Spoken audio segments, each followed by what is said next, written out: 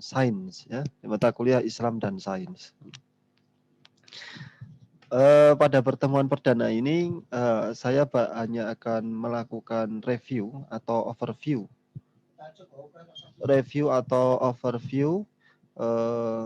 tentang kuliah kita. Jadi selama 1 semester ke depan kita akan belajar tentang apa saja, gitu ya. Kita akan belajar tentang apa saja.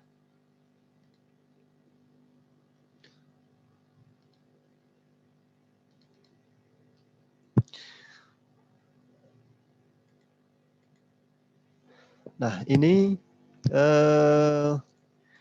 topik-topik atau materi yang akan kita pelajari selama 1 semester ke depan itu. Jadi kita akan mendiskusikan tentang wacana tentang Islam dan sains, gitu. Jadi nanti kita akan bicara bagaimana sih sebenarnya nalar Islam dan sains.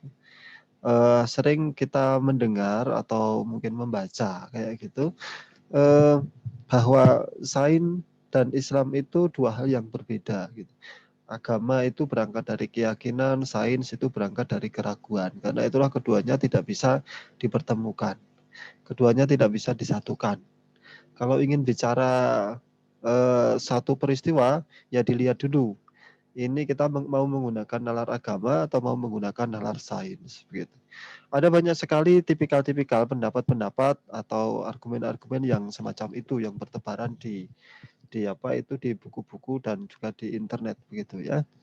Nah, pada semester ini kita akan membicarakan diskusi-diskusi tentang topik yang semacam itu. Tentu saja untuk bisa membicarakan dengan baik topik Islam dan sains ini, maka kita perlu mengetahui dengan baik struktur masing-masing itu, ya. Struktur sains itu sebenarnya bagaimana, gitu. Ya, jangan sampai kemudian nanti kita terjebak. Beberapa waktu yang lalu ramai sekali orang mempropagandakan bahwa bumi itu datar, gitu ya. Mempropagandakan bahwa bumi itu datar, terus kemudian untuk mendukung propaganda ini, kemudian para penganut bumi datar ini tidak segan-segan untuk mencatut atau mendasarkan pendapat mereka, mendasarkan argumen mereka pada ayat-ayat Al-Qur'an dan juga berita-berita dari hadis, gitu. Bahwa pendapat para ulama begini dan seterusnya, terus kemudian mereka mengatakan bahwa orang-orang yang meyakini bahwa bumi itu bulat itu adalah orang-orang yang jahil, gitu.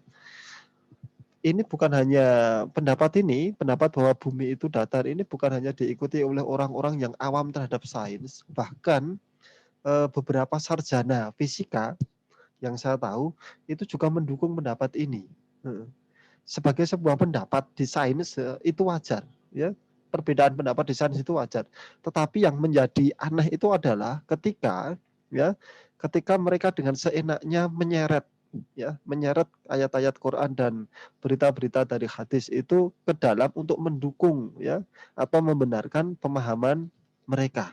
Nah, ini yang patut kita waspadai. Jangan sampai ketika nanti kita mendiskusikan Islam dan sains, kita dengan seenaknya menyeret-nyeret ayat-ayat kitab suci itu. Mengapa bisa sampai seperti itu? Mengapa bisa sampai terjadi bahwa ada sarjana sains, ada sarjana fisika, terus kemudian mengikuti pendapat bahwa bumi itu datar dengan klaim ayat-ayat suci, gitu. Dengan klaim ayat-ayat suci. Itu terjadi karena kalau hasil pengamatan saya dari pendapat-pendapat, argumen-argumen yang diungkapkan itu adalah karena yang bersangkutan itu tidak memahami dengan baik struktur dari sains itu. Ya, struktur dari sains. Nah, demikian juga orang-orang yang menolak dan seterusnya itu banyak yang tidak memahami dengan baik struktur dari sains. Ya. Nah, inilah pentingnya pemahaman tentang struktur sains. Jangan sampai kemudian bahwa bumi datar itu adalah sebuah teori. Terus kemudian ketika ditanyakan bumi datar itu sebenarnya teori atau merupakan fakta, kayak gitu. biasanya ketika orang tidak memahami dengan baik struktur sains itu akan mengalami kebingungan itu ketika disodorkan pertanyaan-pertanyaan yang sederhana seperti itu. Sebenarnya bumi datar itu teori atau dia merupakan sebuah fakta? Oh enggak, itu bumi bulat itu adalah konspirasi. Begini, begini, begini. Terus kemudian nanti mereka masuk ke apa itu teori-teori konspirasi ya, teori-teori konspirasi global dan seterusnya seperti itu untuk mendukung argumentasi mereka. Nah ini sangat disayangkan, ya, ini sangat disayangkan. Harapannya adalah setelah kita nanti mendiskusikan topik Islam dan sains ini selama 1 semester ke depan, kita semakin jernih melihat apa itu persoalan-persoalan terkait dengan wacana Islam dan sains atau wacana agama dengan sains itu. Karena itulah nanti ketika kita mempelajari di awal-awal itu kita akan berkenalan dengan struktur dari sains itu. Yang disebut sebagai fakta itu sebenarnya apa sih? Ya gitu. Apakah semua fakta, apakah fakta-fakta dari sains itu akan sama dilihat oleh orang-orang yang berbeda? Apa bedanya fakta sains itu dengan opini? Apakah fakta sains itu nanti objektif atau tidak? Dan seterusnya seperti itu. Terus kemudian bagaimana kemudian fakta itu diungkapkan? Ya, bagaimana kemudian fakta sains itu diungkapkan? Apa yang membedakan antara hukum dengan teori dan seterusnya seperti itu. Sehingga nanti pemahaman dari struktur dari sains ini kita akan betul-betul apa itu jernih melihat persoalan banyak persoalan itu. Misalkan seperti ini, mukjizat itu ilmiah atau tidak ilmiah? Seluruh mukjizat itu, misalkan mukjizat-mukjizat yang apa itu spektakuler ya. Semua mukjizat sebenarnya spektakuler. Tapi bagi kita mungkin ini kelihatan wow sekali kayak gitu. Misalkan bahwa Nabi Ibrahim alaihissalam itu dilemparkan ke kobaran api, kemudian Nabi Ibrahim tidak terbakar. Bukan hanya tidak terbakar, tetapi juga tidak merasa panas. Bukan hanya tidak merasa panas, Nabi Ibrahim justru merasa dingin di tengah kobaran api itu. Fenomena semacam ini fenomena yang apa ilmiah atau tidak ilmiah? Oh itu agama Pak gitu. Ya pokoknya diyakini saja gitu. Apakah kita akan menjawabnya seperti itu gitu? Ada yang bisa berpendapat?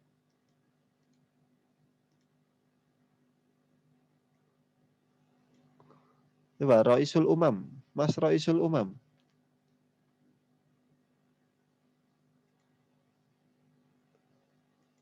Ya ada. Hilya. Hilya ini laki atau perempuan? Mbak Hilya ya. Perempuan. Ya, gimana?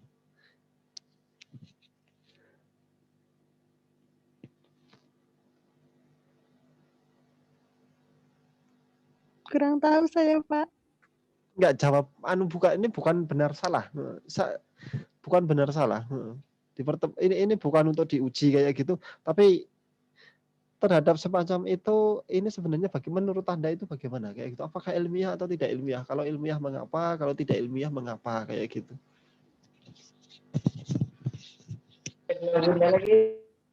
Atau yang lain?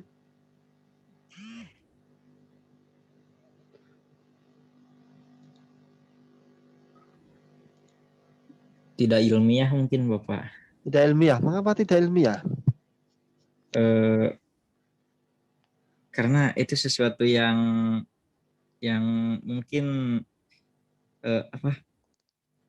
sesuatu apa sih maksudnya? Yang susah untuk dilawan, maksudnya seperti sebuah keajaiban gitu Bapak. Jadi karena itulah tidak ilmiah ya.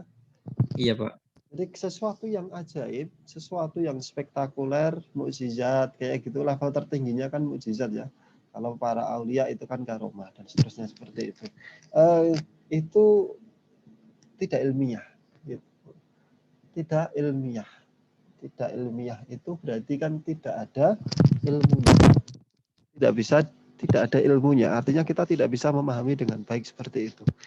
Ini pendapat menarik kayak gitu ya, dan saya pikir pendapat-pendapat semacam ini itu banyak bertebaran. Ya. Apakah mukjizat itu tidak ilmiah? Kalau kemudian kita seret ya, kita geser ya, bukan kita seret. Kalau kita seret kan kelihatan kasar ya. Kita geser.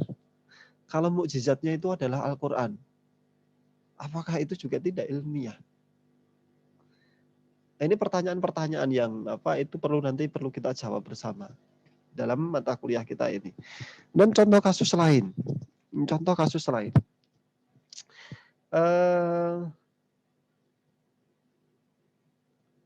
Manusia ketika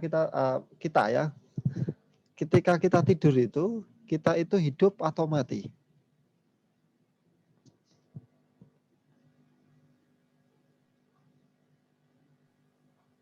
Di antara hidup dan mati, Bapak. Di antara hidup dan mati. Mengapa?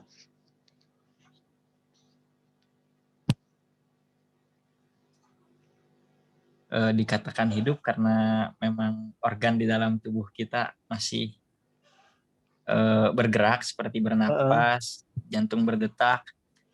Dikatakan mati karena pikiran kita ketika itu tidak bekerja.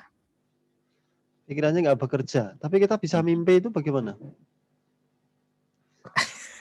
Kurang tahu.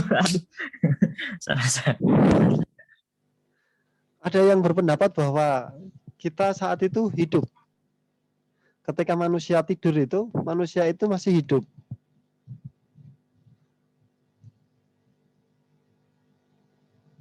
Kalau enggak berarti semuanya sepakat bahwa manusia tidur itu mati gitu ya?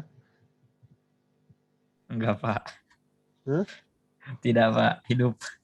Hidup ya? Hidup, Pak. Hidup, Pak. Hidup, Pak. Hidup. Ya? Hidup. Masa kita tidur mati kayak gitu kan? Iya, Pak. Tapi coba cek gitu ya. Tapi coba cek. Ciri-ciri makhluk hidup itu apa? Masih ingat pelajaran biologi dulu? SMP kayaknya, atau SD ya. SD, SMP itu. SD itu. Ciri-ciri makhluk hidup. Bernafas. Terus kemudian? Bergerak. Kemudian?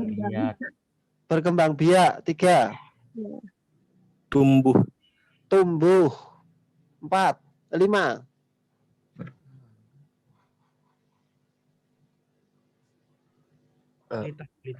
Makan enggak? Makan, Pak. Makan. Terus yang tadi ada yang keenam iritabilitas, tanggap terhadap rangsangan. Jadi kalau kita dikit-dikit itu kan kita merasa geli, ya, kita ditabok kita merasa sakit kayak gitu. Yang ke-7 ada lagi enggak? Makan minum ya. Terus kemudian 8. Kita mengeluarkan sesuatu enggak? Iya, Pak. Ya, ada proses metabolisme. Kita mengeluarkan BAB, mengeluarkan air kencing, mengeluarkan keringat, dan seterusnya seperti itu. Setidaknya kan ciri-ciri makhluk hidup kan didefinisikan dengan cara yang semacam itu ya. Makan, minum, bergerak, bernafas, dan seterusnya seperti itu. Ketika kita tidur, kita masih memenuhi itu enggak? Masih bergerak, Pak. Masih. Ya, masih bergerak, masih tanggap terhadap rangsang. Ketika kita tidur, kita dikit-dikit aja kita masih bisa merasakan kayak gitu kan. Kita masih bernafas, macam kayak gitu, masih bisa ngompol, gitu kan. Masih bisa keringetan kayak gitu. Itu kan berarti menunjukkan bahwa manusia ketika tidur itu dia hidup. Tapi sekarang dicek kembali. Ketika kita bangun dari tidur, doanya apa? Alhamdulillahilladzi ahyana ba'dama amatana wa ilaihin nusyur. Iya. Alhamdulillahilladzi ahyana ba'dama amatana wa ilaihin nusyur. Itu ungkapan apa sebenarnya? Ungkapan syukur setelah syukur. Bangun setelah dimatikan gitu ya. Ungkapan syukur, Bapak. Iya, ungkapan syukur karena telah dihidupkan kembali. Dihidupkan kembali dari kematian. Dari kematian. Teks doa itu kan berarti menunjukkan bahwa di dalam pengertian agama kita, di dalam Islam, kalau manusia tidur itu mati. Manusia tidur itu mati. Loh, ini bagaimana ini? Kayak gitu kan? Selama ini berpikir tentang itu enggak? Iya. Ini bagaimana ini gitu? Loh, bukankah tadi ciri-ciri makhluk hidup itu bahwa manusia ketika tidur itu ya dia masih hidup gitu. Tapi kok doanya bahwa kita bersyukur begitu mata membuka itu kemudian kita mengucapkan syukur kita kepada Allah gitu bahwa kita telah dibangkitkan dari kematian. Kita telah dihidupkan lagi dari kematian. Loh, berarti selama tadi tidur itu kita itu berada dalam proses kematian atau kita menjalani masa-masa kematian. Ini kontradiksi kan? Sains itu menganggap bahwa mengajarkan kepada kita bahwa ketika manusia tidur itu hidup. Tetapi doa kita menunjukkan bahwa ketika manusia tidur itu mati. Bagaimana ini kemudian?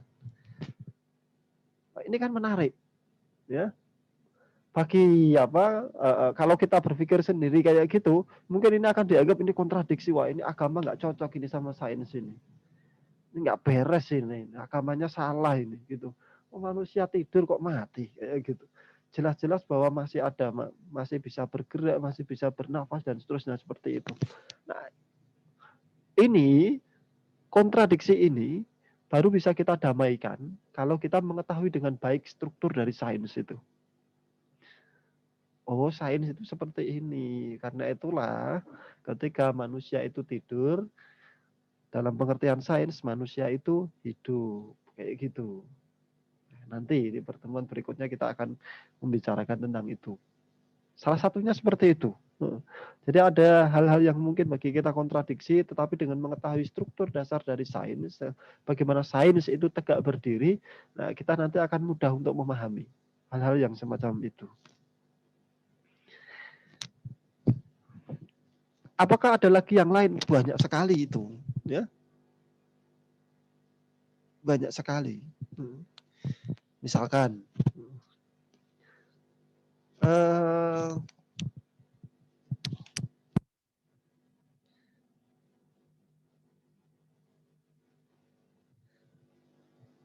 apa contohnya? Katanya banyak, kok diem Pak gitu. Misalkan kayak gini. Ketika kita bepergian itu, ketika kita bepergian, kadang ada 1-2 kejadian bahwa kita itu diputar-putar di sebuah kampung. Perasaan tadi jalannya ke sini, tapi kok sampainya di sini lagi. Muter begitu terus. Atau bagi para pendaki itu kayaknya itu tadi sudah jauh sekali, tapi kok akhirnya kembali ke titik asal lagi kayak gitu. Terus kemudian biasanya banyak orang, wah itu nggak ilmiah itu. Itu kan hanya gini dan seterusnya seperti itu. Itu sebenarnya proses yang bagaimana kayak gitu. Proses-proses yang semacam itu. Apakah betul itu proses yang tidak ilmiah? Atau kayak gini. Sering sekali di kampung-kampung atau mungkin di pesantren, di kiai kayak gitu, orang meminta air putih yang didoakan. Orang meminta air putih yang didoakan gitu. Apakah itu ilmiah? Gitu. Oh, itu cuma sugesti saja, Pak. Cuma keyakinan saja gitu. Keyakinan, Pak.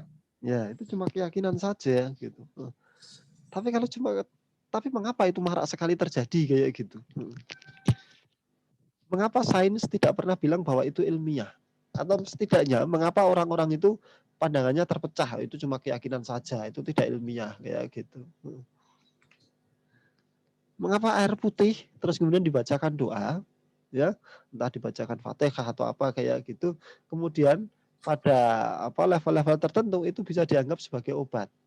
Pada level-level yang lain itu dianggap bisa menjadi obat penenang. Atau yang lain kayak gitu. Mengapa fenomena semacam itu tidak kita sebut sebagai fenomena yang ilmiah, ya gitu. Demikian juga ketika misalkan kita melihat batu, ya. Ketika melihat batu itu hidup atau mati? Kalau menurut sains, kita akan menganggap bahwa batu itu dalam kategori dia makhluk mati. Makhluk mati. Udah mati. Ya, bumi itu makhluk mati. Tapi mengapa ada banyak sekali kisah-kisah yang itu bercerita kepada kita bahwa ya, misalkan di dalam perang Uhud ya gitu, ketika Nabi itu terdesak itu, kemudian Nabi mungkin istilah kita pagar betis kayak gitu ya. Jadi dikelilingi sahabat-sahabat itu, beberapa sahabat itu terus kemudian bergerak naik ke atas ke punggung gunung Uhud itu. Dan kemudian gunung Uhud saat itu berguncang. Kalau dalam bahasa kita ya mungkin kayak gempa kayak gitu ya, berguncang kayak gitu. Terus kemudian Sayyidina Utsman itu kemudian menepuk punggung gunung Uhud. Jadi kalau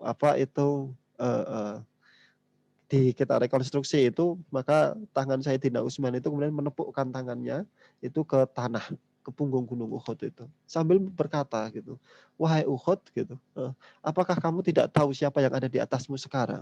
Ini adalah baginda Nabi. Gitu. Maka terus kemudian gunung Uhud itu diam. Pertanyaannya kan, jika gunung itu mati, mengapa Sayyidina Utsman mengatakan seperti itu? Seolah-olah gunung Uhud itu adalah itu seperti sayaknya manusia, bisa diajak bicara, dia mengerti pembicaraan kita.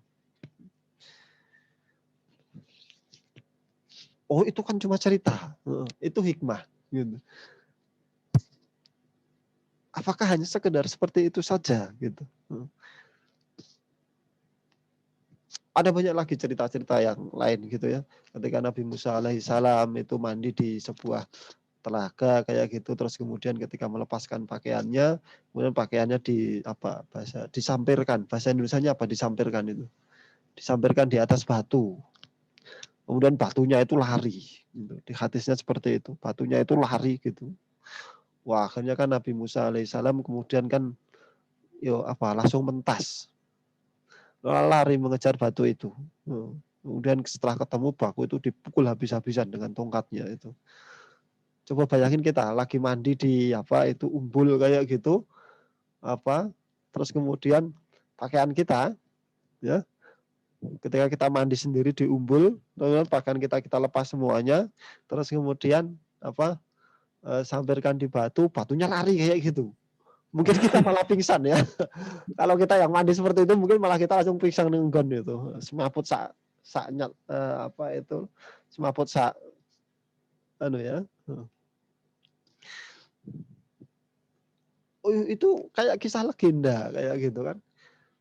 Betulkah batu itu mati gitu? Betulkah batu itu mati dan seterusnya. Ada banyak sekali peristiwa-peristiwa semacam itu yang perlu kita dialogkan ya. Nah, agar kita bisa mendialogkan dengan baik itu, syaratnya kita perlu mengetahui dengan baik struktur dari sains itu. Struktur dari sains. Demikian juga dengan struktur agama. Kalau struktur agama kan semuanya sudah familiar ya. Nah, dengan memahami struktur dari sains itu nanti kita bisa mengurai persoalan-persoalan, fenomena-fenomena itu dengan baik. Agar apa? Agar kita tidak terjebak dalam saintisme. Apa itu saintisme? Saintisme itu menganggap bahwa satu-satunya jalan kebenaran itu adalah sains. Satu-satunya jalan kebenaran itu adalah sains. Jika tidak bisa dijelaskan dengan sains, maka itu tidak kita anggap sebagai sebuah kebenaran. Jika tidak bisa kita jelaskan dengan sains, maka kita akan menganggap bahwa itu tidak ilmiah. Dan seterusnya seperti itu. Nah, itu gejala saintisme. Gejala saintisme ini, sepengamatan saya, ini biasanya diidap, ya, biasanya diidap oleh sarjana-sarjana sarjana-sarjana eksakta. Tidak menutup juga masyarakat awam menderita gejala saintisme ini, menganggap bahwa segala sesuatu harus bisa dijelaskan dengan sains. Bahkan beberapa ustadz, beberapa pemuka agama itu juga mengidap gejala saintisme.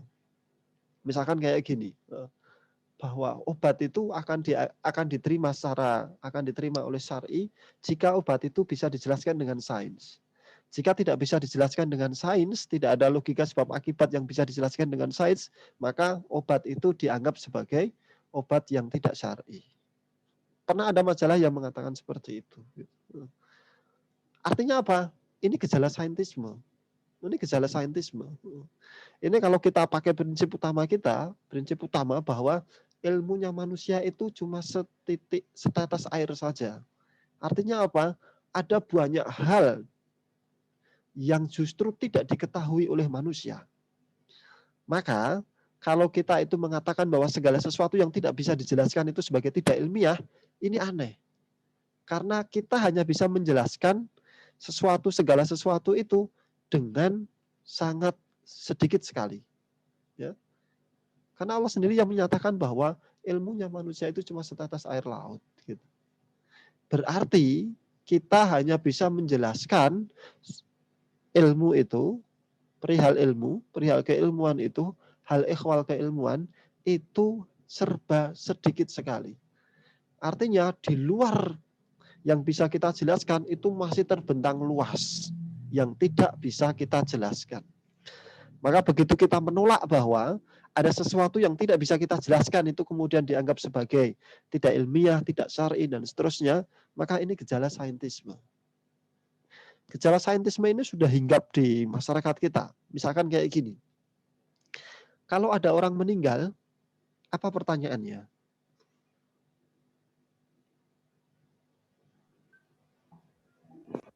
Karena apa dia meninggal? Ya, karena apa dia meninggal? Oh, kecelakaan. Oh, sakit. Terus kemudian apa? Oh, sudah tua, sudah sepuh. Ketika tidak ada apa-apa, tiba-tiba meninggal, jawabannya apa? Karena serangan jantung. Betulkah meninggal itu diakibatkan oleh itu? Tidak. Tidak. Karena apa? Dicabut nyawanya, Pak. Sudah Ya. ajalnya. Ya, karena rohnya berpisah dengan jasad. Nah, roh berpisah dengan jasad itu didahului dengan peristiwa-peristiwa yang beragam antar manusia. Ya kan? Ada yang misalkan lagi nonton TV, enak-enak nonton TV, duduk tiba-tiba meninggal. Ada yang lagi khotbah, tiba-tiba juga meninggal. Karena memang saat itu adalah saat di mana roh itu dicabut dari jasad. Maka ketika tidak ada sebab apapun, kita pasti akan mengatakan karena serangan jantung. Artinya apa? Proses dicabutnya roh dari jasad itu akhirnya dimaterialkan. Yaitu lewat ungkapan serangan jantung itu. Ini gejala saintisme. Gejala saintisme. Padahal itu bukan sebab kematian. Gitu. Itu bukan sebab kematian. Itu peristiwa-peristiwa yang mendahului kematian. Bukankah peristiwa yang mendahulu itu tidak mesti merupakan penyebab peristiwa yang datang berikutnya? Kan seperti itu. Nah, ini gejala saintisme ya. Banyak sekali kita temukan itu, gejala-gejala saintisme ini.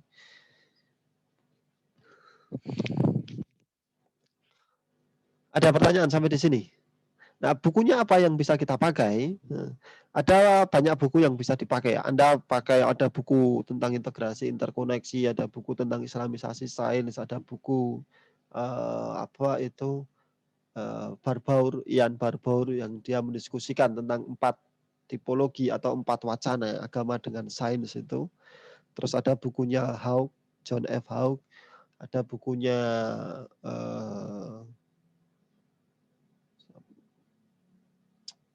siapa itu namanya, lupa saya. Fisikawan yang dia mengajar di Amerika, fisikawan Iran. Ada banyak sekali buku-buku itu. Itu bisa dipakai, ya. Itu bisa dipakai. Kalau ingin mendalami struktur dari filsafat ilmunya, Anda bisa menggunakan buku Profesor Yuyun Surya Sumantri. Judulnya Pengantar Filsafat Ilmu. Itu bukunya bagus sekali untuk memahami, ya, memahami di tingkat awal tentang struktur filsafat ilmu dengan baik. Kemudian nanti juga kita akan mempelajari, mendiskusikan tentang sains dalam tradisi Islam. Ya, jadi di Islam itu tradisinya gimana dulu, gitu. Agar apa? Agar kita tidak jeglek, gitu. Seolah-olah menganggap bahwa sains kita itu berasal dari Barat. Gitu. Seolah-olah bahwa dunia ini itu dicerahkan oleh Barat. Ya. Bukan juga untuk romantisme sejarah, tidak. Tapi ini perlu diketahui. Ya, ini perlu diketahui. Misalkan kayak gini, mengapa kalau Anda cek di MS Word itu, ketika melakukan numbering itu, ya numbering itu, ketika kita melakukan penomoran 1, 2, 3 itu, di situ pakai apa?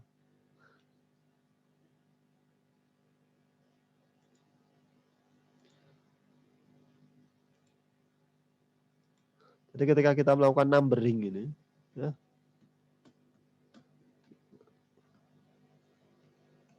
oh saya belum share screen ya.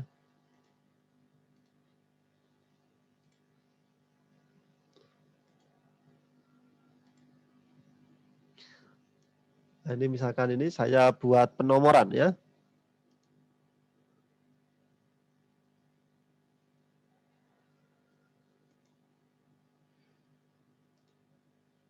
Nah, kalau kita nomorkan pakai 1, 2, terus kemudian 1, Romawi 1, Romawi 2, 3 kayak gini.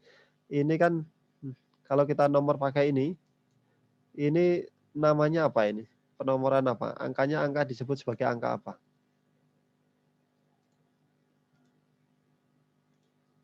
Angka 1, 2, 3 itu. Ini angka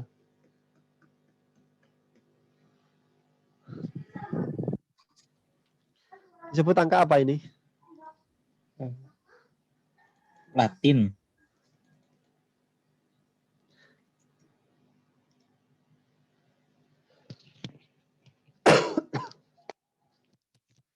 Ini disebut sebagai angka Arabik ya.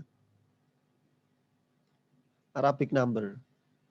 Karena memang ini berasal dari tradisi Islam. Penulisan angka dengan 1, 2, 3, 4, 5, 6, 7, 8, 9. Terus kemudian looping ya. Kemudian looping. 11, 12, 13 dan seterusnya seperti itu.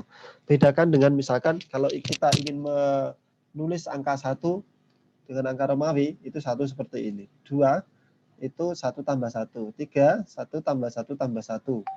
4 1 5 kurang 1. 5 ini. 6 itu 5 tambah 1. Terus kemudian 7 5 tambah 2. 8 5 tambah 3. 9 10 kurang 1. 10 11 dan seterusnya ya. Ini angka Romawi. Ini bicara seandainya ya. Seandainya gitu kan. Seandainya angka itu tetap angka Romawi semacam ini, dulu menurut Profesor Baikuni, Profesor Ahmad Baikuni itu, maka kita tidak mungkin mengenal angka hitung, alat hitung. Jadi kalkulator, terus kemudian komputer kayak gitu itu mungkin tidak akan dikenal manusia. Kenapa? Karena tidak mengenal looping. Ini tidak mengenal looping. Karena itulah nanti 50 itu simbolnya sudah berbeda, 100 berbeda, 1000 berbeda, dan seterusnya seperti itu ya.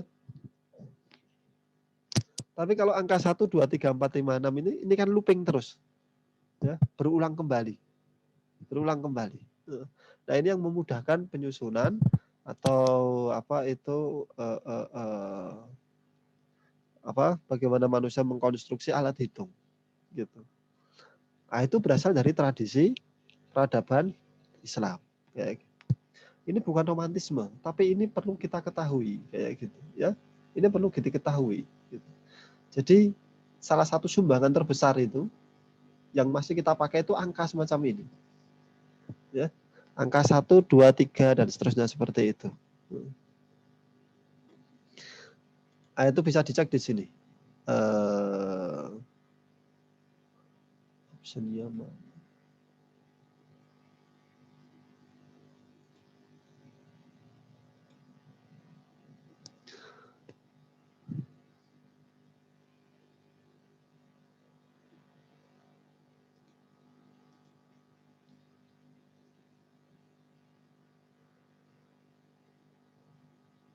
Nah, tadi numeralnya ini pakai Arabik.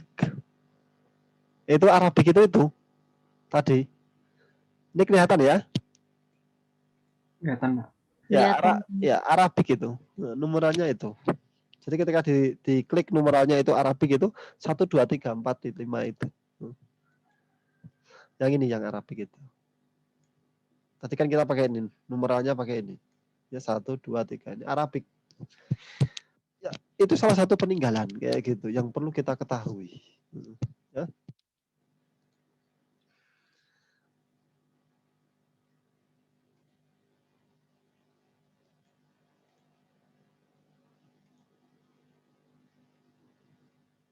Mana tadi?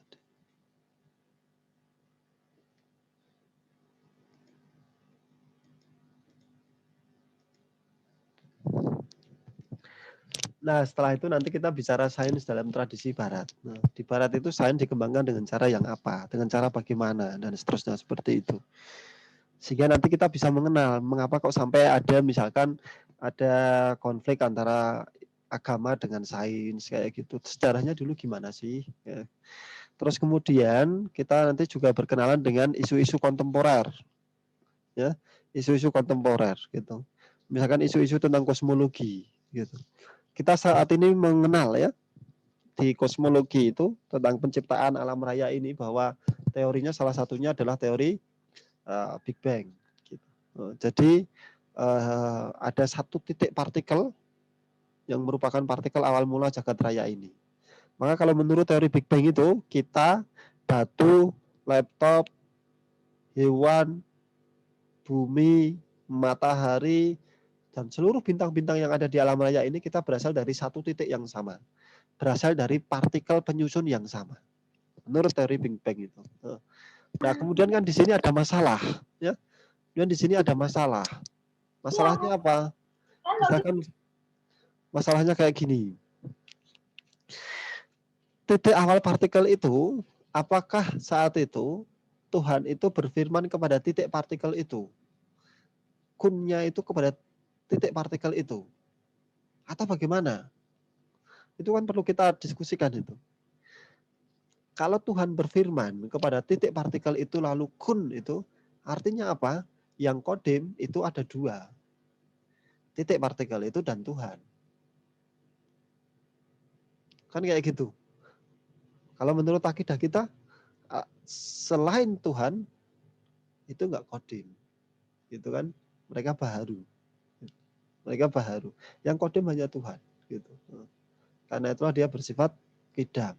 Gitu. Nah, bayangan ya, bayangan orang itu kan kebanyakan kan berpikir bahwa ada titik partikel terus kemudian ada Tuhan, Tuhan berfirman kepada titik partikel itu lalu kun. Maka terus kemudian meledaklah titik partikel itu lalu tercipta jagat raya. Betulkah seperti itu? Kayak gitu. Nah, ini perlu kita diskusikan nanti di kosmologi itu. Demikian juga tentang evolusi. Ini yang sering apa itu jadi titik tengkar ya. Titik tengkar gitu. Ada yang menyatakan bahwa apa namanya? Katanya Darwin itu mengatakan bahwa manusia itu dari kera kayak gitu. Betulkah Darwin mengatakan itu gitu? Apalagi terus kemudian dia membawa ayat-ayat Quran dan hadis. Gini dan dia bilang Darwin mengatakan bahwa nenek moyang manusia itu berasal dari kera gitu. Nah, kita perlu mengetahui itu dengan baik gitu. Ya. Perlu mengetahui itu dengan baik. Karena Darwin tidak pernah mengatakan itu. Darwin tidak pernah mengatakan manusia berasal dari kera. Itu tidak pernah mengatakan itu Darwin itu. Tapi itu yang sering disalahpahami orang. Ya, sehingga apa itu ketika menolak teori evolusi itu dia mati-matian ya. Apa istilahnya itu sadis ya. Kayak buzzer kayak gitu, sadis itu. Pokoknya ditolak habis-habisan kayak gitu. Padahal dia berangkat dari pernyataan yang keliru kayak gitu. Tapi ketika kita juga menerima teori evolusi, kita juga harus tahu gitu. Oh, teori evolusi itu pemahamannya seperti ini, seperti ini, seperti ini, dan seterusnya seperti itu. Ya. Oke, ada pertanyaan sampai di sini?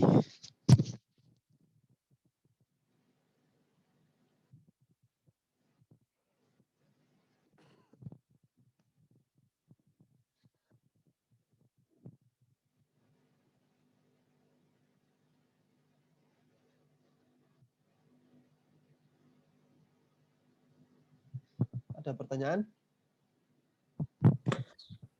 Mungkin untuk saat ini belum ada, Bapak.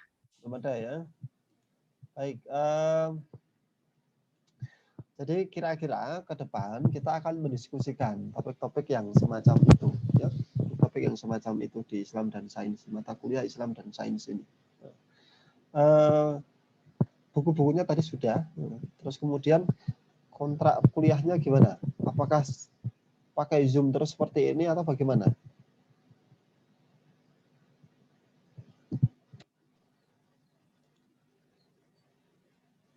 Ada kendala-kendala sinyal nggak? Terkadang ada, Bapak, mungkin di bagian-bagian tertentu seperti jika ujian terkendala sinyal dan lain-lain, Pak. Tapi secara umum lancar ya, ketika kita seandainya nanti satu semester kita memakai Zoom terus kayak gitu. Insya Allah lancar, Bapak. Lancar ya, tidak apa-apa ya kalau pakai Zoom terus ya. Mungkin Tidak bisa itu Pak, diselingi pakai WA atau Google Classroom gitu Pak. Bagaimana Pak? Oh gitu. Ya, nanti itu bisa kita diskusikan di WA ya. Iya, Pak. Ya Pak. Apakah Zoom terus kayak gitu atau bagaimana?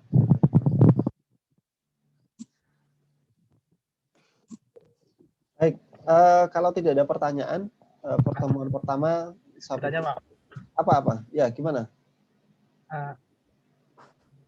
kalau lagi-lagi sains terus dikaitkan terus dengan Islam, misalkan nih Pak, terus kita sebagai umat Islam kan nggak semuanya imannya kuat ya. Kadang ada juga yang dari kalangan Muslim melulu dengan personal terus. Nah, ketika dikaitkan seperti ini, kadang juga bisa menimbulkan sebuah kemurtadan Pak. Nah itu agar kita tetap menjalani mendiskusikan sains ini dengan Islam dan kitanya itu malah menimbulkan hikmah bahwasanya dengan kita belajar Islam kita kuat, malah kita terjerumus dalam sebuah kemurtadan. Itu gimana Pak kita menyikapinya Pak? Bentar, itu saya kurang utuh menangkap Mas. Karena coba diulang lagi yang lebih jelas. Mungkin speakernya agak lebih dekat begitu.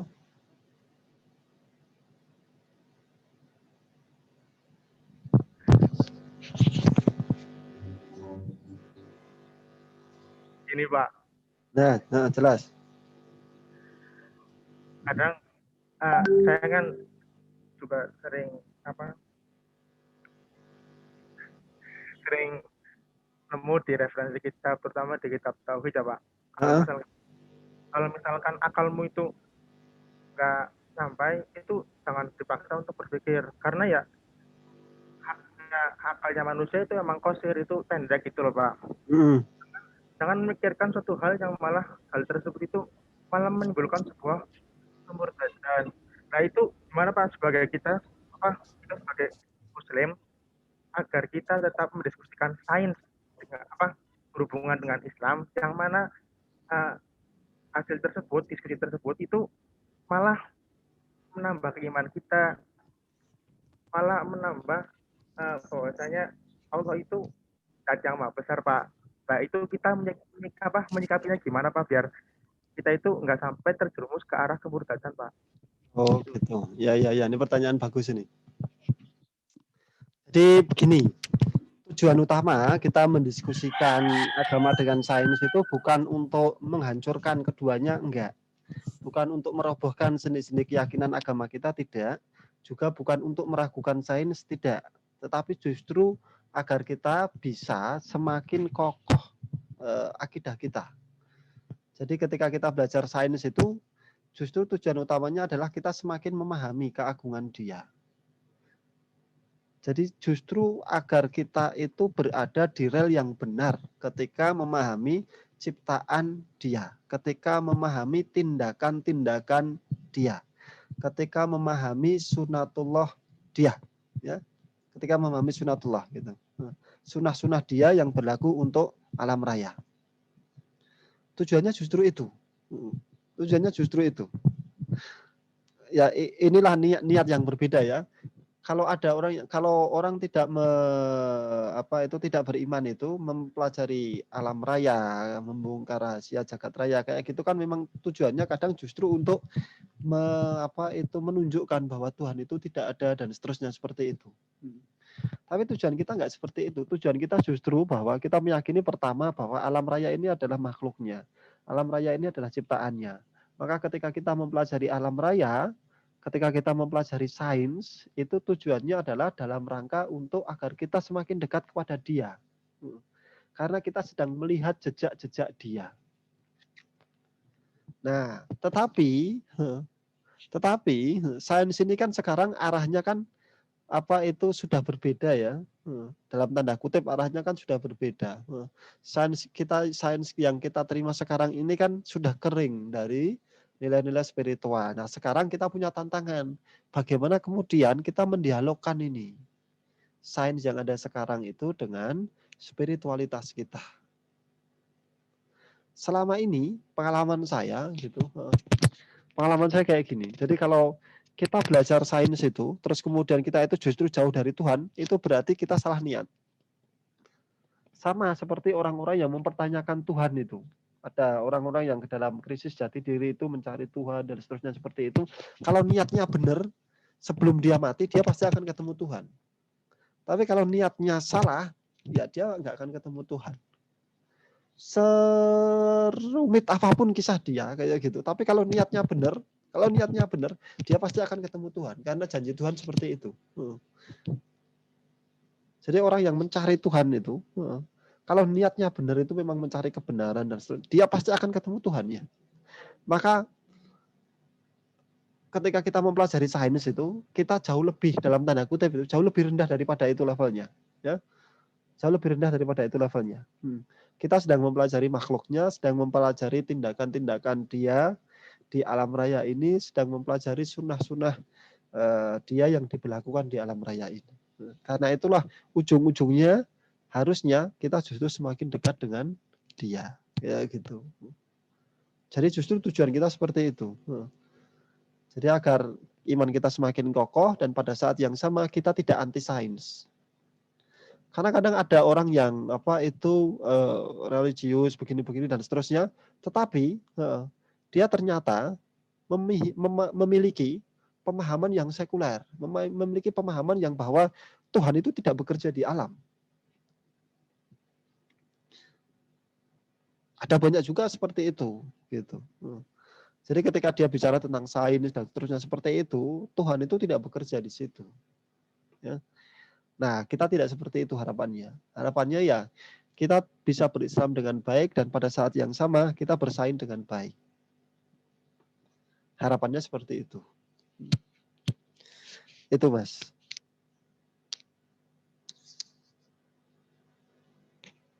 Ada lagi yang lain?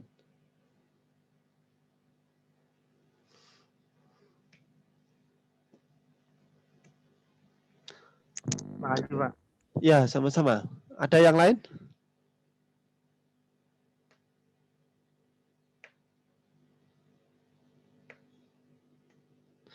Kalau tidak ada, saya akhiri sampai di sini dulu ya untuk pertemuan pertama. Kita ketemu lagi di Jumat pagi pekan depan. Gitu. Nah, baik, semoga pertemuan kita berkah untuk kita semuanya. Subhanakallahumma bihamdika asyhadu alla ilaha illa anta astaghfiruka wa atubu ilaik. Assalamualaikum warahmatullahi wabarakatuh. Waalaikumsalam warahmatullahi wabarakatuh. Terima kasih Bapak. Ya, sama-sama. Terima kasih, Pak. Ya.